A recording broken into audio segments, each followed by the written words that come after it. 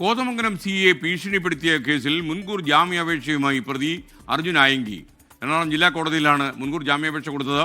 തന്നെ അന്യായമായിട്ടാണ് പോലീസ് കസ്റ്റഡിയിലെത്തുന്നതാണ് അദ്ദേഹം പറയുന്നത്. മനുഷ്യാവകാശ കമ്മീഷന് അർജുൻ ആയങ്കി പരാതി നൽകി. വിഷ്ണു സുരേഷ് കൊച്ചിയിൽ നിന്ന് വാർത്ത അപ്ഡേറ്റ് ചെയ്യും. പറയൂ വിഷ്ണു. അർജുൻ ആയങ്കി കോതമംഗലത്ത് എത്തിയ ഘട്ടത്തിൽ അനധികൃതമായി എത്തി അത് ചില ഗൂഢാലോചനയുടെ ഭാഗമാണെന്ന് ചൂണ്ടിക്കാണിച്ചാണ് കോതമംഗലം പോലീസ് ആദ്യം അർജുനെ അറസ്റ്റ് ചെയ്യുന്നത്. ആ അറസ്റ്റിന് പിന്നാലെ അർജുൻ ജാമ്യമെടുത്ത് പുറത്തു വന്നിരുന്നു.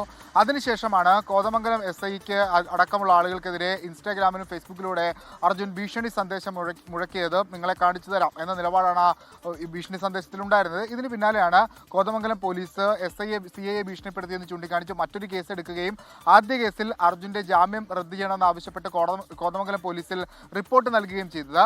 നിലവിൽ ഇപ്പോൾ അർജുൻ ആയങ്കി രണ്ടാമത്തെ കേസിൽ മുൻകൂർ ജാമ്യാപേക്ഷ നൽകിയിരിക്കുകയാണ്. എറണാകുളം ജില്ലാ കോടതിയിലാണ് ജാമ്യാപേക്ഷ നൽകിയിട്ടുള്ളത്. അടുത്ത ദിവസം തന്നെ ആ ജാമ്യാപേക്ഷ പരിഗണിക്കും. ഒപ്പം അർജുൻ മനുഷ്യാവകാശ കമ്മീഷനിൽ പരാതി നൽകിയിട്ടുണ്ട്. ഈ SHOയും അതോടൊപ്പം തന്നെ അദ്ദേഹത്തിന്റെ മറ്റു പോലീസുകാരും തനിക്കെതിരെ അനധികൃതമായാണ് നടപടിയെടുത്തത്, തന്നെ അറസ്റ്റ് ചെയ്തത് ഒരു തരത്തിലുള്ള മനുഷ്യാവകാശങ്ങളും പാലിച്ചില്ല തുടങ്ങിയ കാര്യങ്ങളൊക്കെ ചൂണ്ടിക്കാണിച്ചാണ് മനുഷ്യാവകാശ കമ്മീഷന് പരാതി നൽകിയിട്ടുള്ളത്. SK